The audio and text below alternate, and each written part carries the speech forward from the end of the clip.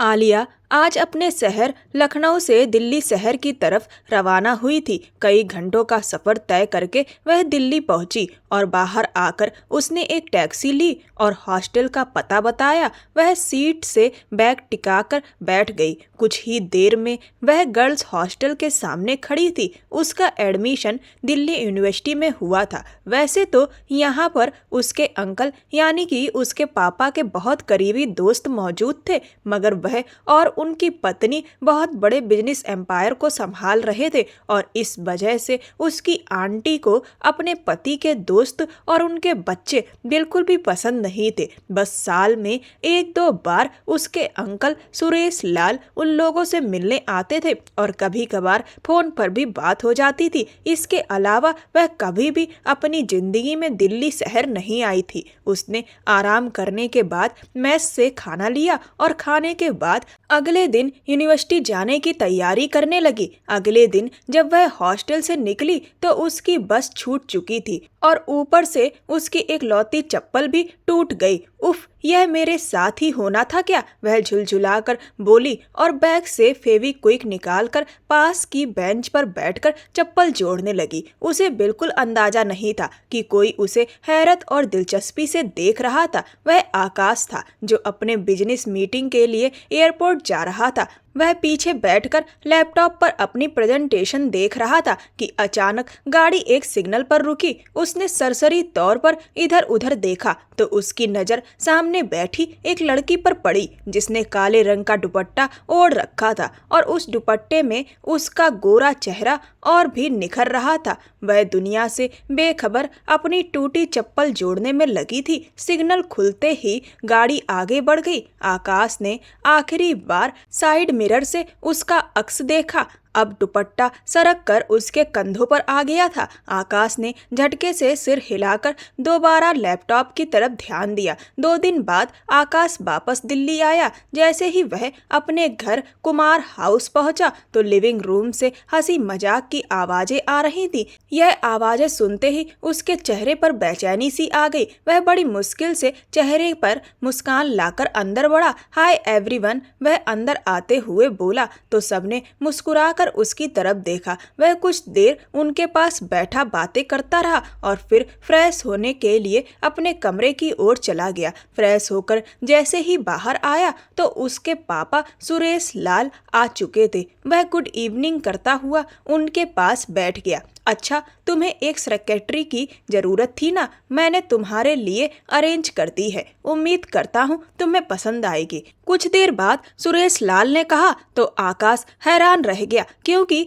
आज तक पापा ने कभी उसके लिए सेक्रेटरी रखने का फैसला नहीं किया था। वह हमेशा खुद ही यह काम करता था। ओके, कोई बात नहीं।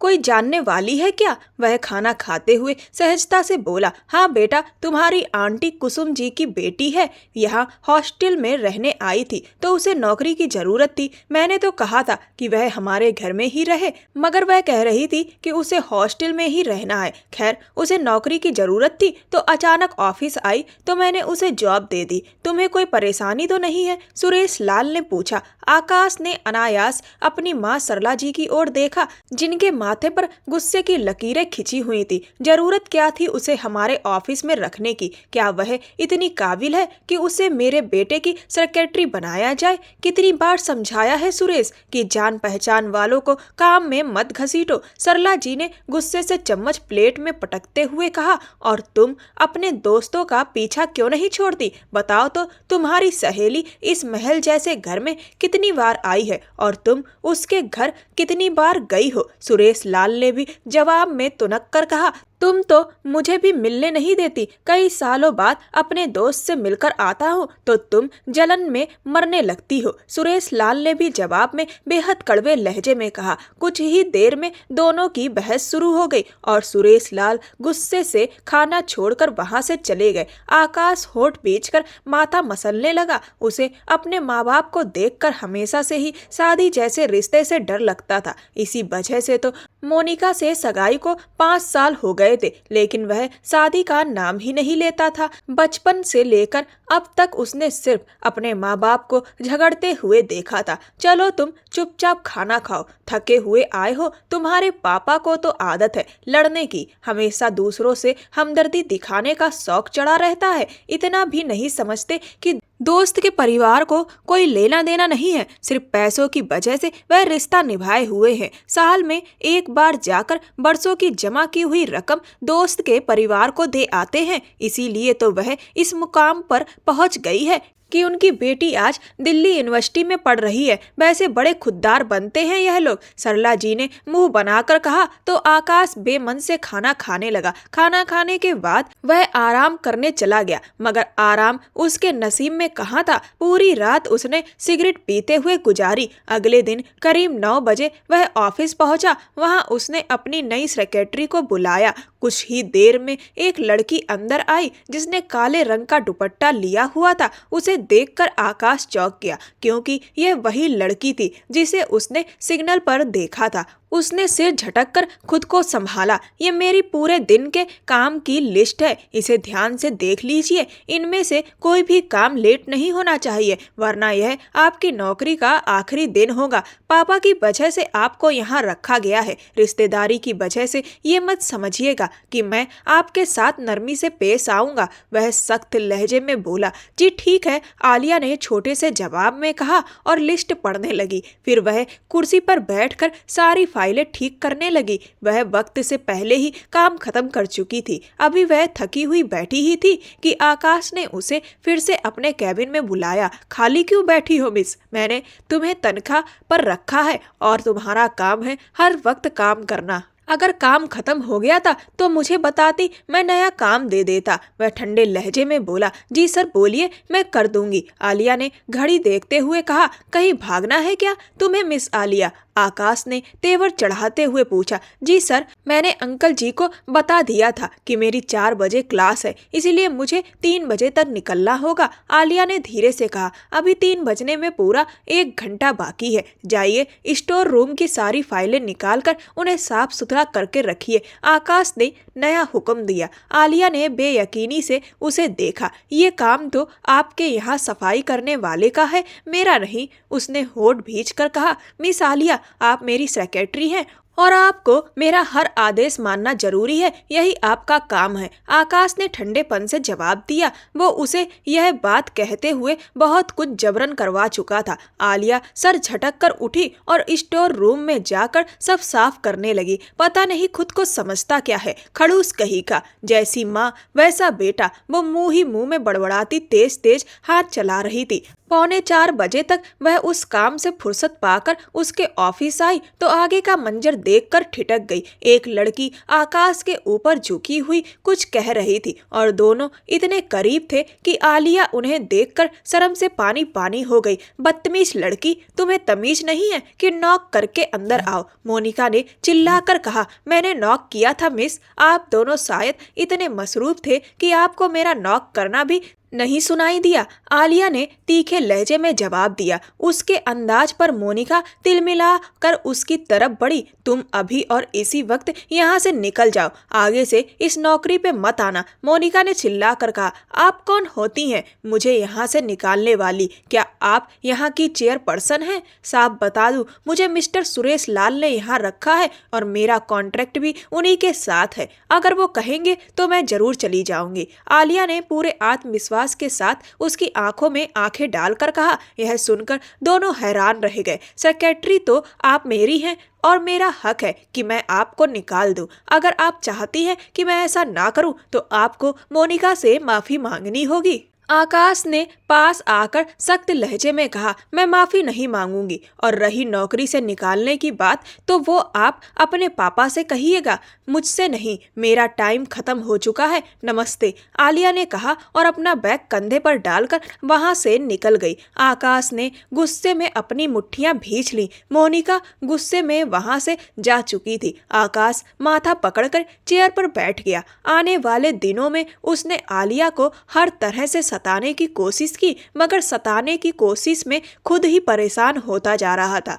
आलिया न जाने किस मिट्टी की बनी थी। जितना काम आकाश कहता वह वक्त से पहले पूरा करके उसके सामने खड़ी हो जाती। उसे तो लगता था जैसे उस लड़की के अंदर कोई जादू है, मगर आकाश यह नहीं जानता था कि आलिया ने अपनी जिंदगी में मुश्किलों का सामना करना अपनी माँ से सीखा था, और उसकी माँ ने बचपन से ही उसे हर कठिनाइयों से लड़ना सिखा दिया था। एक दिन ऑफिस में काफी समय बाद सुरेश लाल आए और उन्होंने आलिया को अपने पास बुलाया और चाय मंगवाई। दोनों चाय पीते हुए बातें कर रहे थे कि तभी आकाश अंदर आया। दोनों को देखकर वह ठिठक गया। अरे आ गया मेरा बेटा। आलिया बेटा, मेरे बेटे ने तुम्हें तंग तो नहीं किया? सुरेश लाल ने अचानक पूछा। आकाश आलिया की ओर देखने लगा। उसे यकीन था कि वो उसकी शिकायत करेगी। नहीं अंकल जी, हमारी ज्यादा बातचीत ही नहीं होती। मैं अपने काम पर ध्यान देती हूँ और ये अपने काम पर, आलिया ने साफ और आत्मविश्वास भरे लहजे में कहा।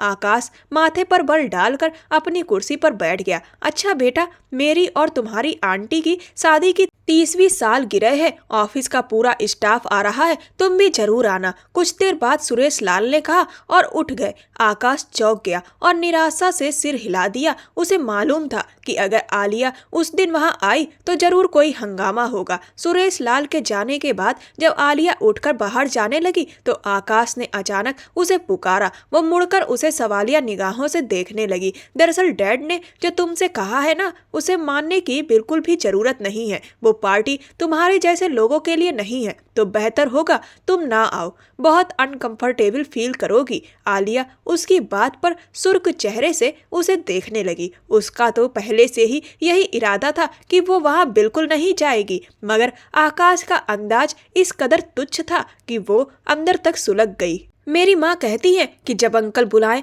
तो उनको इनकार नहीं करना, वह अपने असली आत्मविश्वास वाले लहजे में बोली और फिर उसका जवाब सुने बगैर वहां से निकल गई। समझती क्या है ये खुद को? मुझे ऐसा लगता है कि ये मुझे नीचा दिखाना चाहती है। तुम्हें तो मैं छोड़ूंगा नहीं, वो कड़वे अंदाज में सोचता चला गया। 2 दिन बाद एक आलीशान होटल में सुरेश लाल और सरला जी की शादी की सालगिरह की पार्टी चल रही थी। आकाश मोनिका के साथ एक साइड पर खड़ा किसी बात पर हंस रहा था कि अचानक सामने से आलिया को देखकर उसके चेहरे की हंसी गायब हो गई। वो चलती हुई सुरेश लाल के पास पहुंची और सुरेश लाल ने उसका सर सहलाया, फिर उसे गले लगाया तो सरला जी को भी पता चल गया कि वो लड़की कौन है और उनका मूड बहुत खराब हो चुका था। वो एक साइड पर आकर सिर पकड़े बैठी हुई थी कि आकाश उनके पास आया। मम्मी आप ठीक हैं? कैसे ठीक हो सकती हूँ मैं? इस लड़की को बुलाने की क्या जरूरत थी? और तुम्हारे पापा सबसे परिचय करा रहे हैं। ओह,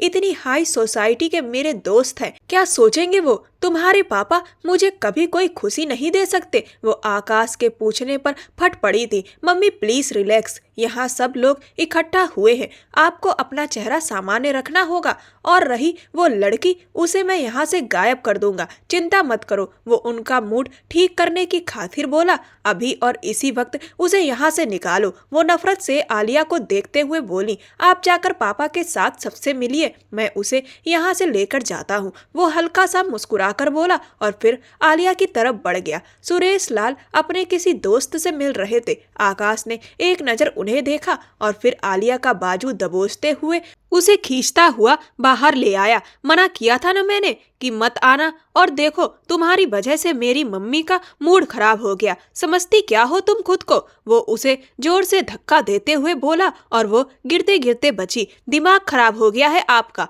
और मैंने मना किया था ना अंकल जी को, मगर उन्होंने ड्राइवर भेजा तो मैं क्या करती? वो गुस्से से उसकी तरफ देखते हुए बोली। बकवास बंद करो अपनी और निकलो यहाँ से। अब की बार आकाश ने उसे इस कदर जोर से धक्का दिया कि वो सीढ़ियों से नीचे गिर पड़ी। उसकी दर्द भरी चीखों से पूरा माहौल गूंज उठा। आकाश सन्न रह गया और फटी फटी आंखों से उसे देखता रह गया जो जमीन पर बेहोश सी पड़ी थी। वो तेजी से सीढ़ियां उतरकर उसके पास पहुंचा और उसे थाम कर उठाया, उसके गाल थपथपाते हुए उसे पुकारने लगा। उसकी चीख सुनकर सुरेश लाल जो बाहर उसे ढूंढने आए थे दौड़ते हुए वहां पहुंचे। आलिया बेटा, सुरेश लाल ने घबराकर पुकारा, उसे उठाओ, हॉस्पिटल ले चलो। सुरेश लाल ने घबराहट में कहा। आकाश तुरंत उसे उठाकर गाड़ी की तरफ भागा और सुरेश लाल मेहमानों से माफी मांगने अंदर लौट गए। थोड़ी ही देर में आकाश आलिया को हॉस्पिटल ले आया। उसे इमरजेंसी वार्ड में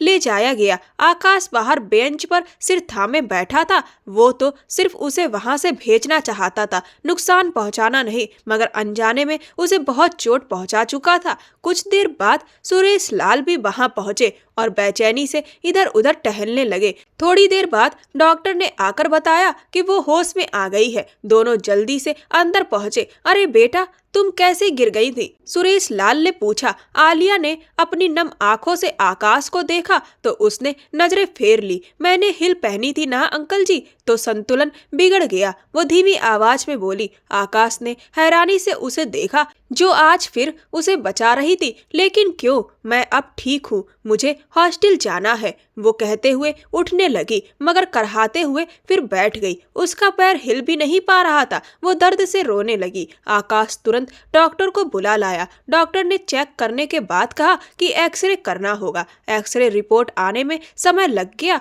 और जब रिपोर्ट मिली तो पता चला कि पैर में फ्रैक्चर है। अगले दिन उसके पैर में प्लास्टर चढ़ा दिया गया। सुरेश लाल ने दृढ़ लहजे में कहा, अब तुम मेरे साथ घर चलोगी बेटा, मैं तुम्हें हॉस्टल में अकेला नहीं छोड़ सकता। आलिया घबरा गई। ना, नहीं अंकल जी, मैं बिल्कुल ठीक हूँ। वैसे भी हॉस्टल में मेरी रूममेट है, वो मेरा काम कर देगी। वो जल्दी से बोली। पहले भी तुमने मेरी बात नहीं मानी थी, मगर अब मैं तुम्हारी एक बात नहीं सुनूंगा। तुम अभी और इसी वक्त मेरे साथ जा रही हो, वरना मैं जिंदगी भर तुमसे बात नहीं करूंगा। सुरेश लाल ने जिद्दी अंदाज में कहा। आलिया बेबसी से होंठ दबाते हुए आकाश की तरफ देखने लगी। अंकल जी, आप हर बार जिद क्यों करते हैं? आलिया झुलझुलाकर बोली। मैं कोई जिद नहीं करता, जिद तो तुम करती हो। जब मैंने पहले भी कहा था कि हॉस्टल के बजाय मेरे घर रहो, तब तुमने मना कर दिया। उस दिन नौकरी भी नहीं करना चाहती थी। हमेशा मुझे तुम्हें समझाने के लिए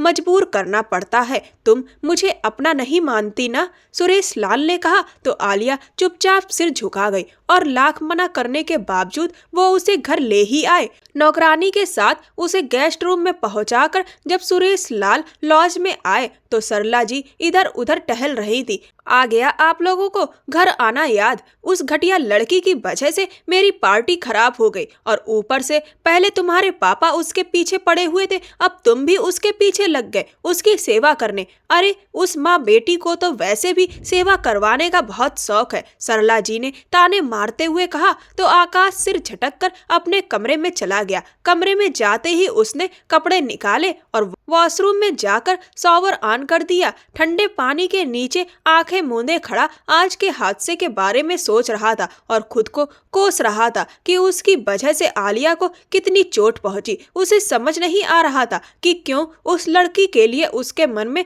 हमदर्दी जाग रही थी। सारी बातें झटक कर उसने कपड़े बदले और बाहर आकर कुछ देर टीवी पर टॉक शो देखता रहा। फिर पूरी रात सिगरेट पीते पीते गुजार दी और तड़के सुबह कुछ देर सोया। सूरज निकलने से पहले ही वो ट्रैकिंग सूट पहनकर वॉक पर निकल गया।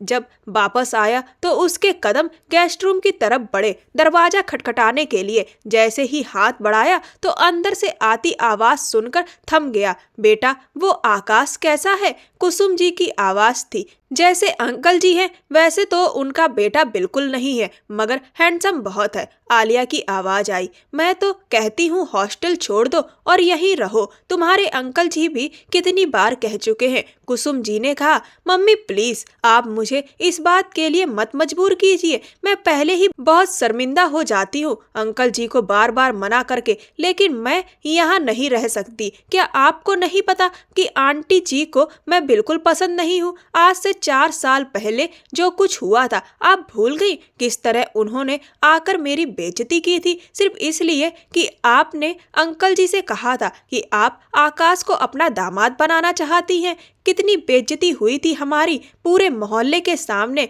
मैं ये अपमान बर्दाश्त नहीं कर सकती। मम्मी, आपने ही मुझे सिखाया है कि बड़ों से बदतमीजी नहीं करनी। मैं कोशिश करती हूँ कि कभी ऐसा ना हो, लेकिन आप ये भी जानती हैं कि आपकी बेटी कभी जुल्म नहीं सहती। मम्मी, कृपया दोबारा मुझसे ये बात मत कीजिएगा, आलिया ने थके और कड़क लहजे में कहा। ये सुनकर आकाश सन्न रह गया कि कुसुम जी उसे अपना दामाद बनाना चाहती थी।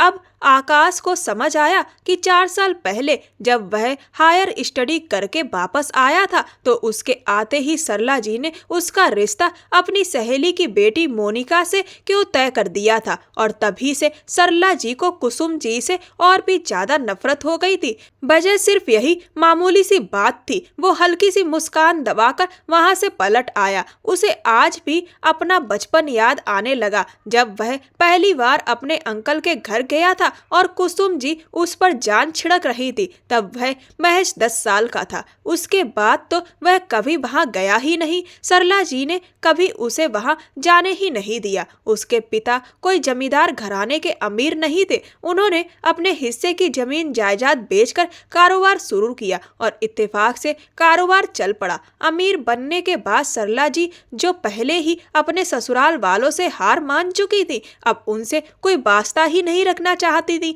कपड़े बदलकर जब आकाश लॉज में आया तो सुरेश लाल आलिया को व्हीलचेयर पर बैठाए अंदर लाए। लो भाई, तुम दोनों बातें करो, मैं तब तक फ्रेश होकर आता हूँ, सुरेश लाल ने कहा और अपने कमरे की ओर चले गए। आलिया चुपचाप व्हील चेयर से उठकर सामने सोफे पर बैठ गई और मैगजीन पलटने लगी। कुछ देर बाद आकाश ने हल्का सा खंगारा, मगर उसने ध्यान ही नहीं दिया। मिस आलिया, वह बोलते बोलते रुक गया। आलिया ने तंज भरी मुस्कान के साथ उसकी ओर देखा और बोली, जरूरत नहीं है आपकी माफी की मिस्टर आकाश, और हाँ, माफी मांगने में कभी टाइम नहीं लगता। बस इंसान के अंदर इंसानियत होनी चाहिए, और इंसानियत तब होती है जब जमीर जिंदा हो। पता है मिस्टर आकाश, मैं तो बहुत जल्दी किसी से माफी मांग लेती हूँ और थैंक यू भी कह देती हूँ, क्योंकि मेरे अंदर मेरा जमीर जिंदा है। मैंने आपका कुछ नहीं बिगाड़ा था, मगर जब से आप मुझसे मिले हैं आपने मेरे साथ ऐसा व्यवहार रखा मानो मैंने आपके साथ कोई बड़ी गलती कर दी है। खैर, आपके मन में यह सवाल जरूर उठ रहा होगा कि मैंने आपके बारे में अंकल जी को क्यों नहीं बताया। तो ज्यादा गलत फहमी मत पालिए। मैंने इसलिए नहीं बताया क्योंकि मैं नहीं चाहती कि एक बाप का अपने बेटे से विश्वास टूटे। और हाँ, जिस दिन मैं नौकरी के लिए आपके ऑफिस पहुंची थी, मुझे यह तक नहीं पता था कि वो मेरे अंकल जी का ऑफिस है, मगर अंकल ने मुझे रखा बिना किसी इंटरव्यू के, और यह कहते हुए कि उनके बेटे यानी आपको उनका हर फैसला दिलो जान से कबूल होता है। और उन्होंने उस दिन यह कहा कि आकाश की तरफ से तुम्हें कभी कोई शिकायत नहीं होगी। मैंने आपकी तरफ से की गई हर ज्यादती को उनसे इसी वजह से छुपाया कि उनका मान ना टूटे। वो चबा चबा कर बोलती जा रही थी और आकाश गुमसुम सा उन आंखों की चमक को देख रहा था, जिनमें कुछ मासूमियत थी और कुछ अजीब सी कशिश जो आकाश को अपनी तरफ खींच रही थी। और आकाश को यह नहीं मालूम था कि यह कशिश उस सच्चाई की है जो उस लड़की के दिल में है, और उसके सच्चेपन ने आज आकाश के दिल को छू लिया था। वो आकाश जो बरसों से परेशान था, उसे मालूम ही नहीं था कि उसके सुकून का राज ये सच्चाई से भरी लड़की है। वो जो हमेशा खुद को उसका आइडल समझ रहा था, उसे मालूम ही नहीं था कि वो बहुत जल्द आलिया की मोहब्बत में पूरी तरह डूबने वाला है। यह क्या हो रहा है यहाँ? सरला जी की आवाज पर वो दोनों चौंक कर उन्हें देखने लगे। गुड मॉर्निंग मॉम, वो जल्दी से बोला। क्या कर रहे हो तुम इस लड़की के साथ बैठकर? सरला जी ने कड़क लहजे में पूछा। क्या हो गया मॉम, सिर्फ बैठे हैं?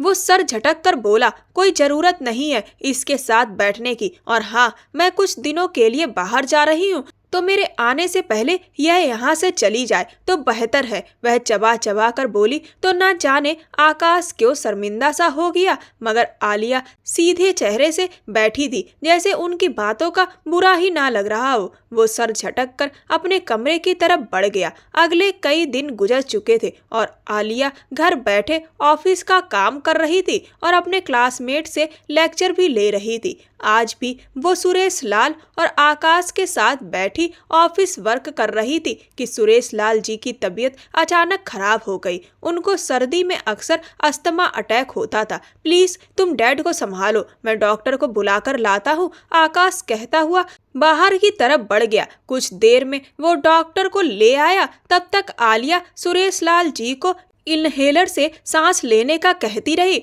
डॉक्टर ने चेकअप के बाद कुछ दवाइयां दी और वापस चला गया और आकाश और वो उनके पास ही बैठे हुए थे। सुरेश लाल जी अब सो रहे थे। आलिया भी सोफे पर बैठी बैठी जम्हाइयां रोक रही थी। आलिया तुम जाकर आराम करो, मैं डैड के पास हूँ, आकाश ने पास आकर कहा। नहीं, जब तक अंकल उठ नहीं जाते मैं यहाँ से कहीं नहीं जाऊंगी, वो जल्दी से बोली। तो आकाश ने उसे ज्यादा फोर्स नहीं किया बल्कि उसके साथ ही सोफे की दूसरी साइड पर बैठ गया। एक बात पूछूं आलिया, अचानक से आकाश ने पूछा। जी, आंटी चाहती थी कि मेरी और तुम्हारी शादी हो, तो क्या तुम भी यही चाहती थी? आकाश ने झिझकते हुए पूछा तो वह तंज भरे अंदाज में मुस्कुरा दी। मेरी माँ बहुत सीधी हैं और हकीकत का सामना करने से डरती हैं, मगर मैं हकीकत अच्छे से जानती हूँ। मुझे पहले से मालूम था कि आपकी तरफ से ना ही होगी, इसीलिए मैं ऐसे कोई ख्याल दिमाग में नहीं रखती। जब दिमाग में ही नहीं रखा तो मेरे चाहने का सवाल ही पैदा नहीं होता।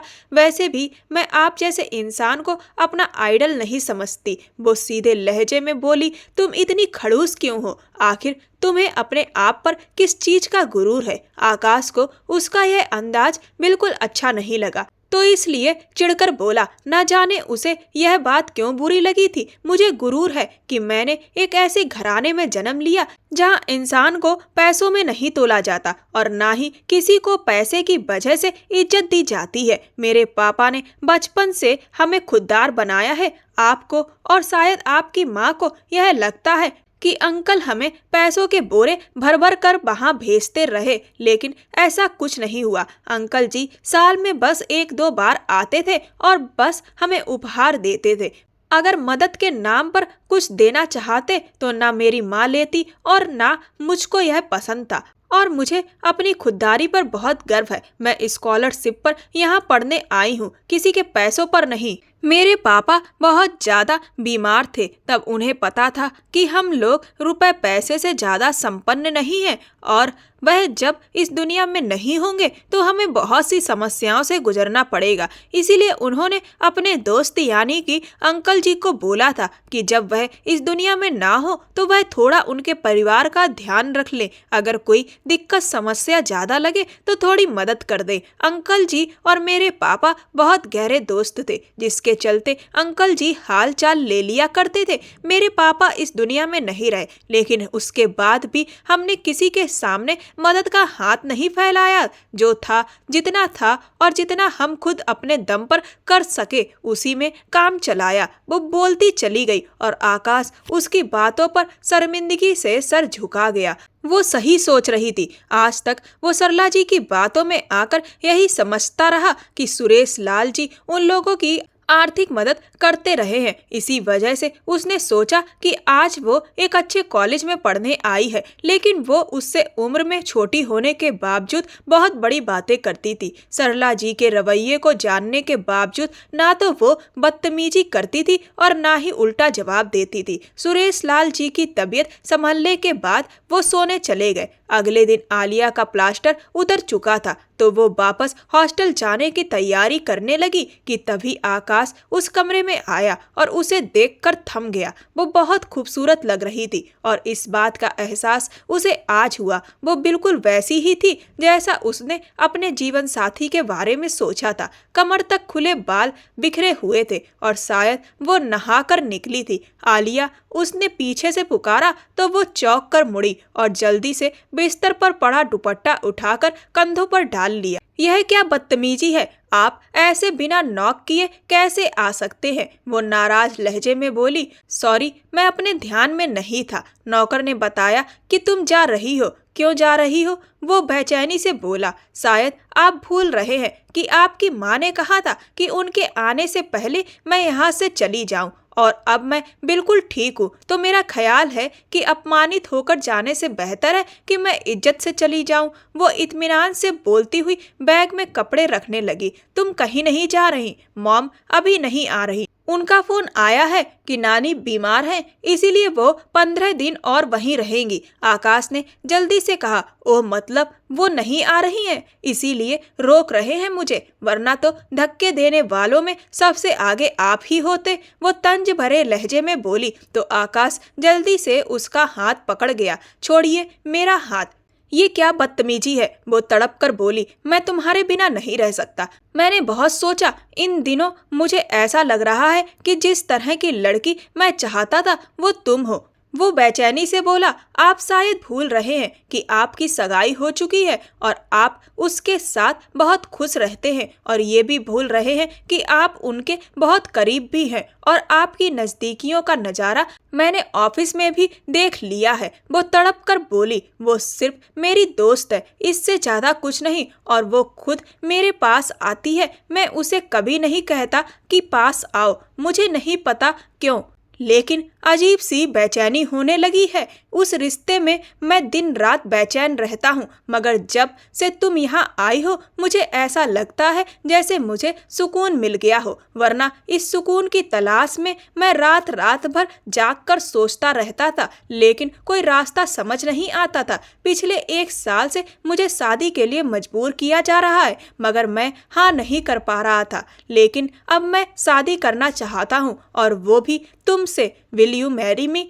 वो दोनों घुटनों पर बैठकर उसका हाथ थामे बोला। आलिया बेयकीनी से उसे देखती रह गई। आपका दिमाग खराब हो गया है क्या? मोनिका के सपनों को तोड़कर मेरी तरफ बढ़ना चाहते हैं आप? मगर मैं ऐसी लड़की नहीं हूँ कि किसी और के सपनों की कब्र पर अपना महल खड़ा कर लूँ। आप भले ही उससे सच्चा प्यार ना करते हो, लेकिन वो तो करती होगी। उसने अपने हाथ उसके हाथ से छुड़ाकर निगाहें चुराते हुए कहा, जबकि उसके दिल पर जैसे किसी ने तेज चोट कर दी हो। मोनिका बहुत प्रैक्टिकल लड़की है, वो खुद को संभाल लेगी। प्लीज मेरी बात समझने की कोशिश करो। मैं तुम्हारे बिना नहीं रह सकता, और फिर मुझे ऐसा लगता है कि अगर मोनिका से मेरी शादी हुई तो मेरी जिंदगी भी डैड और मॉम की तरह होगी। उनमें से एक पूरब जाता है तो दूसरा पश्चिम। वो झुलझुलाता हुआ और पास आकर बोला, देखिए मेरी बात समझने की कोशिश करो। अब जो हो रहा है उसे होने दो, वरना तुम सिर्फ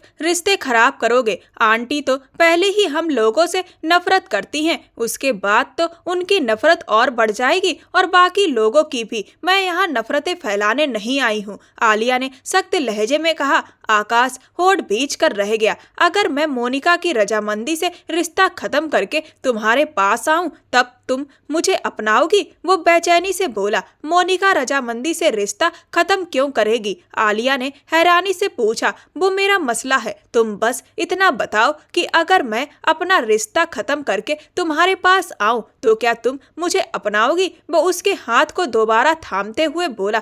तब की तब सोचेंगे, आलिया ने सख्ती से कहा और रुख मोड़ लिया। फिर वह वहां से हॉस्टल चली गई। अब वह रोज की तरह अपने रूटीन में ऑफिस से होते हुए कॉलेज जाती थी और कोशिश करती थी कि आकाश के साथ अकेले में कम ही रहे। उसकी यह हरकतें आकाश नोट करता और दिल ही दिल में कुड़कुड़ाता रहता। आज भी वह उलझा हुआ बैठा था कि अचानक मोनिका उसके पास आई और उसे पीछे से गले लगा लिया। यह क्या बदतमीजी है मोनिका? उसने नागवारी से उसे पीछे धकेलते हुए कहा तो वह हैरानी से उसे देखने लगी। आखिर तुम चाहते क्या हो? शादी तुम करना नहीं चाहते, पास तुम आने नहीं देते। मुझे तो लगता है कि तुम मुझे छोड़ना चाहते हो। मोनिका चिल्लाकर बोली। तुम ठीक समझ रही हो, मैं और तुम बहुत अलग हैं। हम अच्छे दोस्त बनकर रह सकते हैं, लेकिन लाइफ पार्टनर नहीं। मुझे जिस तरह की लड़की चाहिए वो तुम नहीं हो मोनिका, इसीलिए हमें अपने रास्ते अलग करने होंगे।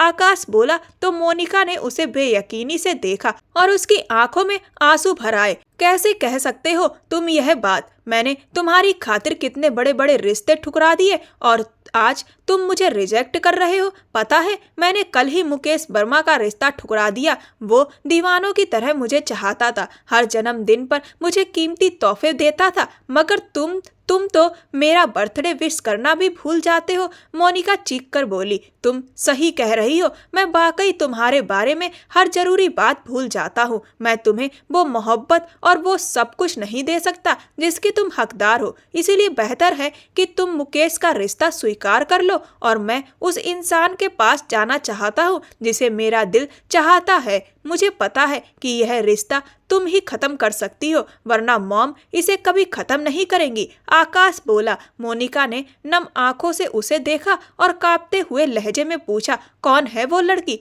आकाश ने आहिस्ता से कहा, अभी नहीं बता सकता। यह सुनकर मोनिका एक झटके में मुड़ी और वहां से निकल गई। आकाश बोझिल दिल से कुर्सी पर बैठ गया। उसे नहीं मालूम था कि अब जो हो चुका है उसके बाद कैसा तूफान उठेगा, मगर हैरानी की बात यह हुई कि कोई तमाशा नहीं हुआ, बल्कि मोनिका ने चुपचाप आकर रिश्ता खत्म कर दिया और इस बात पर सरला जी ने उन लोगों से सारे रिश्ते तोड़ लिए। मोनिका ने साबित कर दिया कि वह सचमुच उसकी एक अच्छी दोस्त थी। आकाश को अंदर ही अंदर शर्मिंदगी महसूस हुई कि उसने उसका दिल तोड़ा, मगर वो जानता था कि जिंदगी भर का दुख देने से यह कहीं बेहतर था। आज वह यह खुशखबरी आलिया को सुनाने वाला था, मगर वो ऑफिस नहीं आई। अगले दिन भी उसने इंतजार किया, मगर वो लगातार 3 दिन से ऑफिस नहीं आ रही थी। इस बात पर आकाश काफी परेशान हुआ। उसने सुरेश लाल जी को बताया तो वह बिल्कुल शांत बैठे रहे। डैड, मैं आपसे बात कर रहा हूँ और आप ऐसे आराम से बैठे हैं। आपने पता किया है कि वो आ क्यों नहीं रही? आकाश बेचैनी से बोला। अरे बेटा, तुम्हें अपने बाप का इत्मीनान भरा चेहरा नजर नहीं आ रहा क्या? इसका मतलब यही है कि वो मुझे बताकर गई है कि क्यों नहीं आ रही। दरअसल उसके चाचा की बेटी की शादी है तो वह अपने शहर वापस गई है और 20-22 दिन तक नहीं आएगी। सुरेश लाल जी ने उसके चेहरे की बेचैनी को देखकर मुस्कुराते हुए कहा। यह सुनकर आकाश और भी बेचैन हो गया। ऐसा कैसे कर सकती है? मतलब इतने दिन की छुट्टियां कौन करता है? मैं कैसे रहूंगा उसे देखे बिना? बोलते बोलते वह अचानक रुक गया और बेयकीनी से अपने पिता को देखने लगा। सुरेश लाल जी मुस्कुरा उठे थे। आप मजाक कर रहे हैं ना? आकाश होठ भींचते हुए बोला। बिल्कुल नहीं बेटा, मैं तो तुम्हारी हालत को देखकर मजा ले रहा हूँ। और हाँ, वह सच में शादी पर ही गई है। अगर तुम्हें लगता है कि तुम इतने दिन उसे देखे बिना नहीं रह सकते तो शादी का निमंत्रण कुसुम जी ने भिजवाया है, तुम चाहो तो वहां जा सकते हो। यह सुनकर आकाश का चेहरा एकदम खिल उठा, मगर अगले ही पल बुझ गया। मॉम तो जाने नहीं देंगी, वह धीमे स्वर में बोला। सुनो, लखनऊ में मैंने नया प्रोजेक्ट शुरू किया है, उसके सिलसिले में एक मीटिंग है, तुम्हें वहां जाना ही पड़ेगा, है ना सरला? सुरेश जी ने अंदर आती हुई सरला जी से कहा तो वो चौंक गईं। बिजनेस के सिलसिले में जाना है तो ठीक है, लेकिन खबरदार अगर तुम अपने पापा के दोस्त की तरफ गए तो। सरला जी बोली। अरे वो क्यों जाएगा वहां पर? तुम्हारा राजकुमार है, सुरेश लाल जी ने तंज कसते हुए कहा। बस आपको तो हर वक्त ताने मारने की आदत है, सरला जी गुस्से से बोली और अपना मोबाइल उठाकर बाहर चली गईं। चलो अब तैयारी करो, तुम्हें वहां जाकर प्रोजेक्ट भी देखना है और शादी भी अटेंड करनी है। सुरेश लाल जी मुस्कुराते हुए बोले तो आकाश खुशी से उनके गले लग गया। अगली सुबह ही वह लखनऊ पहुंच चुका था। उसकी गाड़ी सुरेश लाल जी के बताए रास्ते पर आगे बढ़ रही थी। एक मोहल्ले में पहुंचकर जब उसने गाड़ी रोकी तो आसपास के लोग उस आलीशान कार को देखकर रुक गए। मुझे मनीष जी के घर जाना है, उसने एक शख्स से पूछा तो उसने इशारे से 3 घर छोड़कर एक मकान की तरफ इशारा किया। वो गाड़ी को एक साइड पर लगाकर वहां से निकला और जाकर दरवाजा खटखटाया। दरवाजा एक 12 साल के लड़के ने खोला। आकाश भैया, वह लड़का चिल्लाया तो आकाश हैरान रह गया। मेरा नाम अरविंद है, आलिया दीदी का भाई। उन्होंने तो आपकी तस्वीर हमें परसों ही दिखाई थी। वह लड़का बिना रुके बोलता जा रहा था। आकाश उसके साथ अंदर आया ही था कि अचानक ऊपर से पानी की तेज बौछार उस पर पड़ी। उसने घबरा कर ऊपर देखा तो आलिया हाथ में बाल्टी लिए आंखें फाड़कर हैरानी से उसे देख रही थी। फिर वह तेजी से सीढ़ियां उतरकर नीचे आई। उसकी हालत देखकर आकाश को हंसी भी आई और अजीब भी लगा। उसके सारे कपड़े भीग चुके थे और उसने कमर के चारों तरफ दुपट्टा लपेट रखा था। आकाश ने जैसे ही हेलो कहा तो वह जल्दी से होश में आई। तभी अरविंद अंदर से कुसुम जी को बुला लाया। कुसुम जी उसे देखते ही गले लग गईं और फूट फूट कर रो पड़ी। आकाश की आंखें भी नम हो गईं। मुझे तो यकीन ही नहीं हो रहा कि मैं तुझे देख रही हूँ। कुसुम जी उसकी बलाइयाँ लेती रहीं। कुछ ही देर में आलिया के ताऊ, चाचा और रिश्तेदार भी वहाँ जमा हो गए और बारी बारी से उसका परिचय करवाया जाने लगा। सब बहुत अपनापन दिखाते हुए मिले। कुसुम जी ने थोड़ी देर बाद उसे कमरे में भेज दिया। वहाँ एक पलंग बिछा था जिस पर साफ सुथरी सफेद रंग की बड़े बड़े फूलों वाली चादर थी। घर उसके बंगले की तुलना में बहुत छोटा था मगर उसमें लगाव और अपनापन बहुत ज्यादा था। शाम तक कोई उसे चाय पूछने आया तो कोई खाना।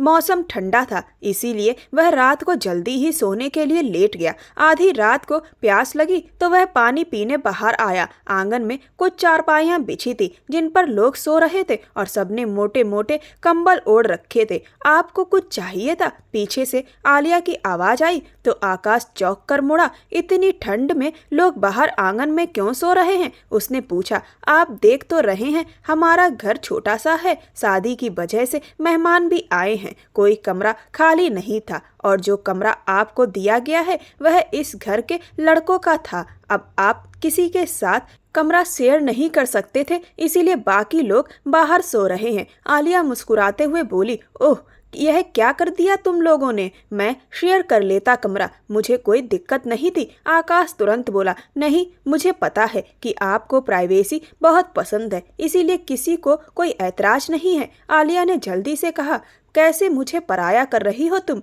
यह बिल्कुल ठीक नहीं है। कल से यह नहीं होना चाहिए। सब लड़के वहीं मेरे पास ही सोएंगे। आकाश ने रूठे हुए अंदाज में कहा, चलो ठीक है मैं अम्मा से कह दूंगी। आलिया मुस्कुराकर बोली और पलटने लगी। तभी आकाश ने उसे पुकारा, मेरा और मोनिका का रिश्ता खत्म हो गया है और मैं डैड की रजामंदी से यहाँ तुम्हारे पास आया हूँ। अब इतनी दूर आया हूँ तो तुम मुझे मायूस मत करना। यह सुनकर आलिया ने बेयकीनी से उसे देखा। आप इसलिए आए हैं? वह कांपते स्वर में बोली, हाँ। और तुम इतना डर क्यों रही हो? मैं कल आंटी से इस बारे में बात करूंगा। तुम्हें कोई ऐतराज तो नहीं? वह उसका हाथ पकड़ते हुए बोला, यह बिल्कुल ठीक नहीं है, मैं अच्छी तरह जानती हूँ। आलिया धीमे स्वर में बोली, आप जरूर अपनी माँ से छुपकर यह बात करने आए हैं ना? मैं ये रिश्ता कभी नहीं करूंगी जब तक आपकी माँ राजी नहीं होंगी। आलिया ने अपना हाथ आकाश के हाथ से छुड़ाते हुए सख्त लहजे में कहा,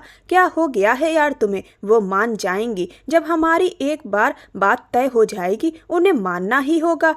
तुम मेरी खुशी हो और वो मेरी माँ है। मैं जानता हूँ मेरी खुशी के लिए वो कुछ भी कर देंगी। बस तुम्हें उनका दिल जीतना होगा। तुम जीत लोगी ना? आकाश ने उम्मीद भरे लहजे में कहा, प्लीज अब मुझे इस बात के लिए बिल्कुल मजबूर मत कीजिए। मैं यह नहीं कर सकती, प्लीज समझिए। आलिया ने अपने जज्बात दबाते हुए कहा, प्लीज तुम मेरी बात समझो और हमारा रिश्ता जब तय होगा ना तो बरसों पुरानी सारी रंजिशें खत्म हो जाएंगी। प्लीज इस बात पर जरूर गौर करो। आकाश बोला तो आलिया ने कुछ हैरानी के बाद धीरे से सिर हिला दिया। अगली सुबह जब आकाश ने कुसुम जी से अपने और आलिया के रिश्ते की बात की तो वो खुशी से खिल उठी। उसी रात सौम्या की मेहंदी का कार्यक्रम था और साथ ही आकाश की सगाई भी रखी गई थी। शाम तक सुरेश लाल जी भी पहुंच गए थे। भाभी नहीं आई? कुसुम जी ने पूछा। अरे तुम्हें पता है, अगर उन्हें बता दिया ना तो तूफान खड़ा कर देंगी। मैं चाहता हूँ कि उससे पहले सगाई हो जाए ताकि वो किसी तरह का ऐतराज ना कर सके। सुरेश लाल जी ने अपना फैसला सुनाया तो कुसुम जी उनके इस फैसले पर थोड़ी परेशान हो गई मगर आकाश तो खुशी से फूला नहीं समा रहा था। सौम्या की मेहंदी की रस्म के बाद आकाश और आलिया को एक साथ बिठाया गया और कुछ ही देर में उनकी सगाई हो चुकी थी। सगाई के बाद आलिया कमरे में अपनी सहेलियों और बहनों के साथ बैठी हंस रही थी और सबकी छेड़खानी पर मुस्कुरा रही थी। तभी आकाश खखारता हुआ अंदर आया। आहा जीजा जी, आप यहाँ क्या कर रहे हैं? आलिया की चचेरी बहन ने छेड़ते हुए कहा तो आकाश मुस्कुराते हुए अपने बालों में हाथ फेर गया। चलो चलो निकलो सब लोग, दोनों को अकेले में बात करने दो। कुसुम जी अंदर आती हुई बोली तो सब लड़कियां चुपचाप बाहर निकल गईं। अब वह दोनों अकेले बैठे थे। आकाश धीरे धीरे उसके पास आया और अपनी जेब से एक मखमली डिब्बा निकालकर घुटनों के बल बैठ गया और उसे प्रपोज कर दिया। हमारी सगाई हो चुकी है और आप मुझे अब प्रपोज कर रहे हैं? आलिया हंसते हुए बोली। जानता हूँ कि हमारी सगाई हो चुकी है, मगर अभी तुमसे तुम्हारे दिल से इजाजत लेनी होगी ना, तभी तो तुम पर हक जता सकूंगा। आकाश मुस्कुराते हुए बोला। जब शादी हो जाएगी तो पूरे हक आपके हो जाएंगे। वो सर झुकाए आहिस्ता से बोलती उसे बेचैन कर गई। उसने उसके हाथ में रिंग पहना दी। आकाश उसकी गोद में सर रखे हुए सोफे पर लेट गया। वह उससे कितनी देर ढेरों बातें करता रहा था। सुरेश लाल के बुलाने पर वह बाहर चला गया। सब लड़कियां वापस कमरे में आ चुकी थी और उसके साथ छेड़खानी कर रही थी। वो मुस्कुराते हुए उन सब की बातों को एंजॉय कर रही थी। अगले दिन सौम्या की शादी थी और वह तैयार होकर होटल के लिए निकलने ही वाली थी। तभी कुसुम जी ने उसे दूध गर्म करने को कहा। वह किचन में जाकर दूध गर्म करने लगी और सब लोग एक एक करके जा चुके थे। कुछ देर बाद आकाश किचन में आया तो उसके हाथ में फूल थे। बड़ी खूबसूरत लग रही हो, वो पीछे से बोला तो वह शर्मा गई। आप यहाँ क्या कर रहे हैं? होटल क्यों नहीं गए? वो उसके बालों में फूल लगाने लगा। सोचा तुम्हारे साथ जाऊंगा, मगर जब आंटी जी से पूछा तुम कहाँ हो तो वह कहने लगी कि तुम अभी घर में दूध गर्म कर रही हो। तो मैंने कहा चलो अपनी होने वाली बीवी से अकेले में मिल लूं। वो उसके कान के पास हल्के से बोला। बहुत बेशरम हैं आप, जाइए यहाँ से। वो मुंह फेर कर बोली। वैसे बड़ी बेरहम हो आप भी। अपने होने वाले पति को बार बार तड़पते देख भी चैन से रह लेती हो। वैसे मैं क्या सोच रहा हूँ, जाकर सबको बता दूं कि शादी तुम्हारी कल ही करनी है। वो मुस्कुराते हुए बोला। बिल्कुल नहीं, मुझे अभी पढ़ाई करनी है। मैं अभी आपके साथ शादी नहीं कर सकती। वो झल्ला कर बोली। अरे यार ऐसे मत कहो, अब मैं इतने साल तो सब्र नहीं कर सकता। तुम शादी कर लो और साथ चलो। प्यार के साथ साथ तुम्हें पढ़ा भी दिया करूंगा। दोबारा से उसके गाल पर प्यार से हाथ फेरते हुए बोला तो वह शर्मा कर पलट गई। डैड ने हुक्म दिया है कि कल सुबह वापस जाना है। मेरा तो दिल ही नहीं कर रहा। वह उसके कंधे पर ठोड़ी टिकाकर बोला। फिक्र मत कीजिए, मैं सोमवार को आऊंगी।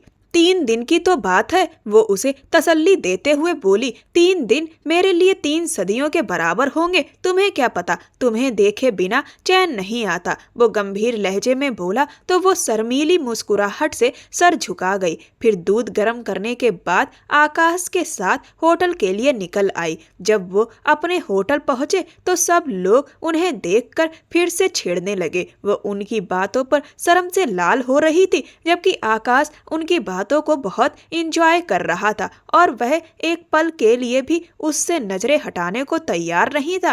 रात काफी देर हो गई। सब लोग घर के लिए निकल गए और आकाश कुसुम जी से इजाजत लेकर आलिया को बाहर घुमाने ले आया। दोनों एक आइसक्रीम पार्लर में कुछ देर बैठे रहे और फिर जब वह वापसी के लिए घर निकले तो उनकी गाड़ी बीच रास्ते में खराब हो गई। आसपास कोई मैकेनिक और होटल भी नजर नहीं आ रहा था। जगह काफी सुनसान थी। आकाश ने फोन करके सुरेश लाल जी को सारी बात बता दी थी और जोरदार बारिश होने की वजह से सुरेश लाल जी ने उन्हें कहा कि जहां हो वहीं रुक जाओ। वो दोनों बारिश रुकने का इंतजार करते गाड़ी में बैठे थे। आलिया को बहुत नींद आ रही थी। वह बार बार जम्हाइयां ले रही थी। आकाश ने कहा एक काम करो, पीछे जाकर सीट पर सो जाओ। आलिया बोली नहीं नहीं, मैं ठीक हूँ, कोई दिक्कत नहीं है। वह खिड़की से बाहर देखने लगी। आकाश ने उसके हाथ पकड़कर उसे अपने करीब किया और बोला इस हसीन मौसम में मेरा दिल तुम्हारे लिए बहुत बेचैन हो रहा है।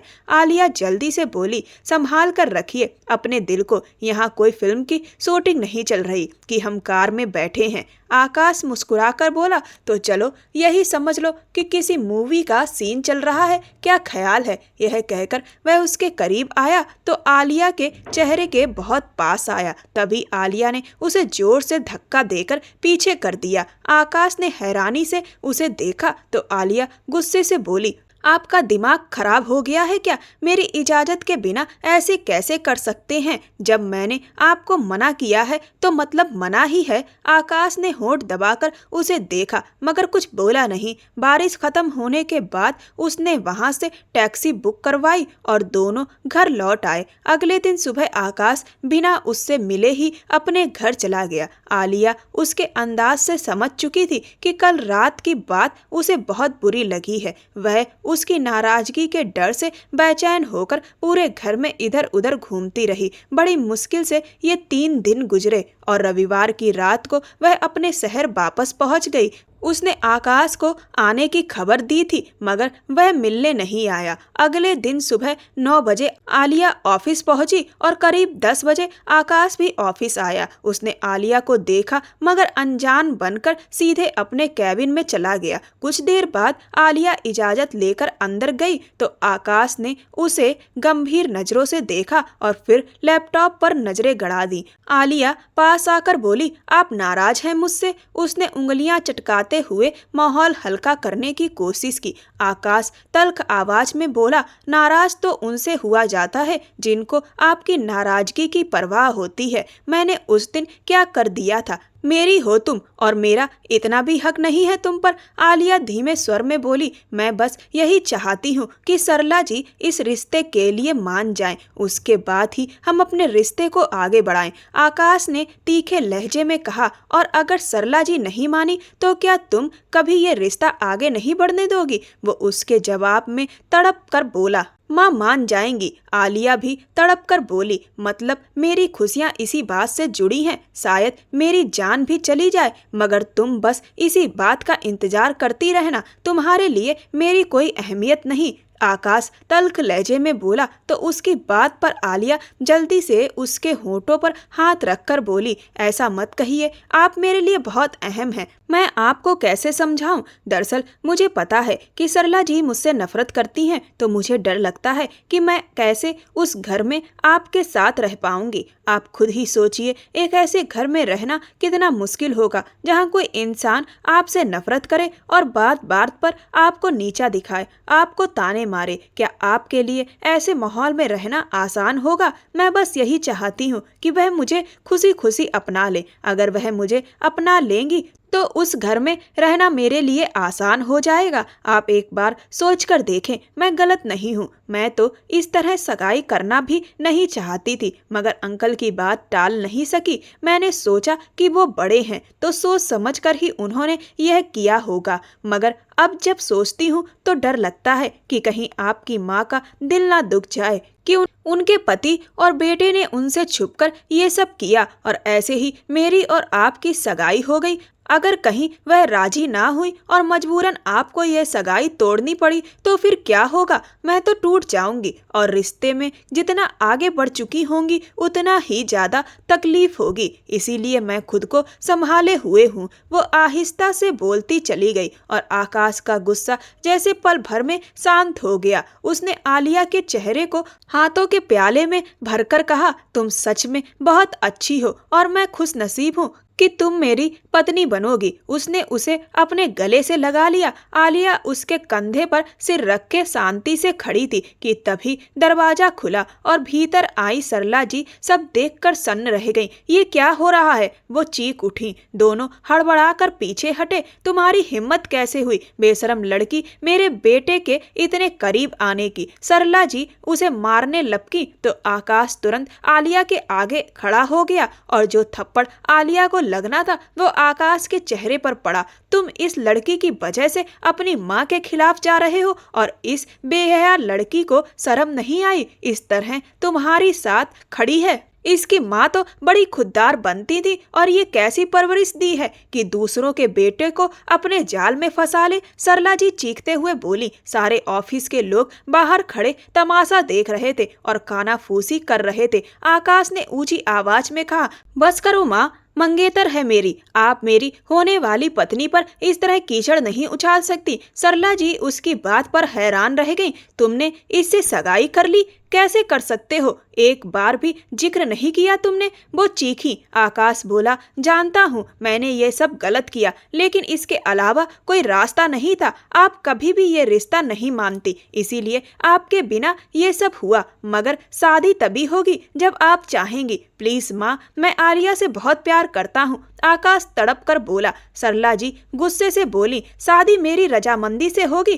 तो ठीक है, अब ये शादी कभी नहीं होगी। तुम इस लड़की से सगाई तोड़ोगे। उनकी कठोर बात सुनकर आलिया सहम गई और डरते हुए आकाश का हाथ कसकर पकड़ लिया। उसने कांपती आवाज में कहा, अगर तुम मुझसे सचमुच लगाव रखते हो, अगर तुम्हारे दिल में मेरे लिए जरा भी इज्जत है, तो अभी और इसी वक्त इसे छोड़ दो। सरला जी ने नफरत भरी निगाह डालते हुए कहा। आकाश आंखें बंद करके रह गया। फिर सरला जी वहां से चली गईं और वो सर थामकर रॉकिंग चेयर पर बैठ गया। आलिया बोली, देख लिया आपने क्या हो गया? इसी डर से मैं ये सगाई नहीं करना चाहती थी। मुझे समझ नहीं आता कि आखिर माँ जी को हमसे इतनी नफरत क्यों है। क्या गरीब होना इतना बड़ा जुर्म है? क्या हमारी कोई इज्जत नहीं होती? खैर, वो भी अपनी जगह सही है। और मेरा एक मशवरा मानिए, उनकी बात मानकर मुझसे सगाई तोड़ दीजिए, क्योंकि मैं नहीं चाहती कि मेरी वजह से आपकी माँ से रिश्ते खराब हों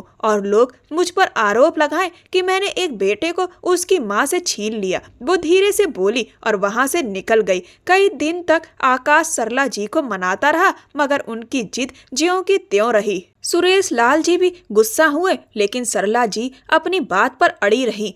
एक सुबह जब आकाश नीचे उतरा तो सरला जी बोली, लो फोन और कुसुम को बोलो, तुम ये शादी नहीं कर सकते, तुम आलिया से सगाई तोड़ रहे हो। सुरेश लाल जी ने गुस्से से मुट्ठियां भींच ली और दोनों पति पत्नी में जोरदार झगड़ा शुरू हो गया। आकाश चीख पड़ा, बस कर दीजिए आप दोनों। उसने हाथ में पकड़ा गिलास जोर से जमीन पर दे मारा। उसके तेवर देखकर दोनों चुप हो गए। आकाश टूटे लहजे में बोला, हमेशा जब से होश संभाला है आपको लड़ते ही देखा है, एक दिन मेरा चैन से नहीं गुजरा। कभी सोचा आपने कि मुझे कैसा लगता था? डर जाता था कि आप दोनों कहीं अलग ना हो जाएं। मैं किसी एक को नहीं चुन सकता था, मुझे दोनों चाहिए थे। आप शायद मेरी वजह से साथ रहे, मगर अपने बेटे को आपने तन्हा बचपन और बेचैन जवानी दी। बचपन में डर कर उठ जाता था और अब खौफ से पूरी पूरी रात जागता हूँ। मेरा दर्द आपको नहीं दिखा। ये कुछ दिन की खुशी मैंने आलिया के साथ देखी है। उसके घर में हमारे जैसी सुविधाएं नहीं है, लेकिन वहाँ प्यार है, इज्जत है। इसी वजह से आलिया से मेरा प्यार बढ़ता गया। चिंता मत कीजिए, अगर मैं सगाई नहीं भी तोड़ूं तो वो तब भी मेरी जिंदगी में नहीं आएगी, क्योंकि उसने हमेशा यही कहा है कि जब तक आप राजी नहीं होंगी वो ये रिश्ता आगे नहीं बढ़ाएगी। जबकि मैं चाहता था ये रिश्ता आगे बढ़े। और बधाई हो माँ, जिस दिन आपने मुझसे कहा था कि तुम्हें मुझ में और आलिया में से किसी एक को चुनना है, उसी दिन आलिया ने खुद मुझे कह दिया था कि मैं आपको चुनूं। मेरे सगाई तोड़ने से कोई फर्क नहीं पड़ेगा, आप बस अपनी नफरत जारी रखिए, वह मुझे खुद छोड़ देगी। उसका लहजा भीगा हुआ था और 29 साल का वह मर्द आंसुओं से रो रहा था। सरला जी और सुरेश लाल खड़े थे, फिर वो मुड़ा और वहां से निकलता चला गया। तुम जीत गई आज, मगर देखो ना, तुम्हारी जीत में नुकसान सिर्फ और सिर्फ तुम्हारे बेटे के हिस्से में आया है। मैं तो आज तक सजा भुगतता रहा। मैंने तुम्हारी वजह से अपने रिश्तों को छोड़ दिया, उन माँ बाप को छोड़ा जिनका मैं सहारा बनना चाहता था, मगर तुम्हें उनका वजूद नहीं गवारा था। उन्होंने मुझे कहा कि मैं तुम्हें चुनूं, और देखो आज भी इधर से तुम्हें ही चुनने का कहा गया है। यह है मेरे जैसे लोगों का जज्बा, मगर तुम्हारे जैसे लोगों का जज्बा बहुत छोटा है। तुम्हें अपनाना मेरी जिंदगी की सबसे बड़ी गलती थी। अगर मेरी जिंदगी में आकाश ना होता तो मैं तुम्हें बहुत पहले छोड़ चुका होता। मैं जबरदस्ती के इस रिश्ते को अपने बेटे की खातिर जिंदगी भर निभाऊंगा। वो छबाकर बोले, फिर वह सरला जी को यूं ही शर्मिंदगी के आंसू बहाता छोड़कर अपने कमरे की तरफ बढ़ गए और अभी उनको कमरे में गए कुछ ही देर हुई थी कि वो अफरा तफरी में बाहर आए। सरला, आकाश का एक्सीडेंट हो गया है, सुरेश लाल ने बाहर आकर जब कहा तो सरला जी को अपने पैरों तले से जमीन खिसकती हुई महसूस हुई। वो दोनों भागते हुए हॉस्पिटल पहुंचे और पिछले कई घंटों से चुपचाप बेंच पर बैठे थे। उनका बेटा अंदर जिंदगी और मौत की जंग लड़ रहा था, मगर वह कुछ नहीं कर पा रहे थे। सुरेश लाल ने फोन करके सुबह को आलिया को बुला लिया। जब वह वहां आई तो सरला जी ने उसके सामने हाथ जोड़ दिए। मेरे बेटे को बचा लो, वो रूठ कर लेटा हुआ है वहां, उसको कहो कि मुझे एक बार माफ कर दे, मैं कभी भी तुम दोनों की खुशियों के बीच नहीं आऊंगी। सरला जी तड़प कर रोते हुए बोली। आलिया जल्दी से सरला जी के हाथ थाम गई। सरला जी उसके गले लग चुकी थी। अगला पूरा दिन भी गुजर चुका था। वो लोग बार बार उसे देखने जा रहे थे, मगर वह अभी तक सबसे रूठकर आंखें मूंदे लेटा था। रात को उसे होश आया तो वो खाली खाली निगाहों से अजनबी जगह को देखने लगा। कुछ देर गुजरी और डॉक्टर अंदर आया। कैसा महसूस कर रहे हैं आप? डॉक्टर ने पूछा। मैं यहाँ कैसे आया, क्या हुआ मुझे? वो बामुश्किल बोला था। एक्सीडेंट हुआ था आपका, आज आपको 2 दिन के बाद होश आया है, डॉक्टर ने प्रोफेशनल अंदाज में कहा तो वह उठने की कोशिश करने लगा। अरे अरे, लेटे रहिए, बिल्कुल मत हिलिए, अभी काफी गहरे घाव हैं, आराम की जरूरत है आपको, डॉक्टर ने कहा और फिर कुछ दवाइयां लिखने के बाद बाहर चला गया। थोड़ी देर गुजरी तो सरला जी और सुरेश लाल अंदर आए। कैसा है मेरे बच्चे? सरला जी ने उसके माथे को सहलाते हुए कहा तो वह बस सिर हिला गया। फिर कुछ पल बाद दरवाजे से आलिया अंदर आई तो उसकी निगाहें उसी पर टिक गईं। अरे आओ बेटा, सरला जी ने नरमी से कहा तो वो उंगलियां चटकाते हुए पास आ गई। आकाश हैरानी से सरला जी को देख रहा था, जो आलिया को बाजू से थामकर उसके पास बिठाते हुए दोनों का हाथ एक दूसरे में दे चुकी थी। हमेशा खुश रहो मेरे बच्चे, उन्होंने बारी बारी दोनों का सर सहलाया। फिर कुछ देर बैठने के बाद वह अपनी कॉल सुनने के लिए बाहर चली गईं। तो आकाश सुरेश लाल जी को देखने लगा जो मुस्कुरा रहे थे। क्या हुआ, ऐसे क्यों लग रहा है कि तुम्हें अभी तक यकीन नहीं आया? सुरेश लाल जी ने पूछा। कैसे करूं यकीन डैड, मतलब मुझे यकीन ही नहीं आ रहा कि मॉम ने आलिया का खुद हाथ पकड़कर मेरे हाथ में दिया है, वो उनकी बात के जवाब में बोला। तो सुरेश लाल हंस पड़े। यकीन तो मुझे भी नहीं आया था,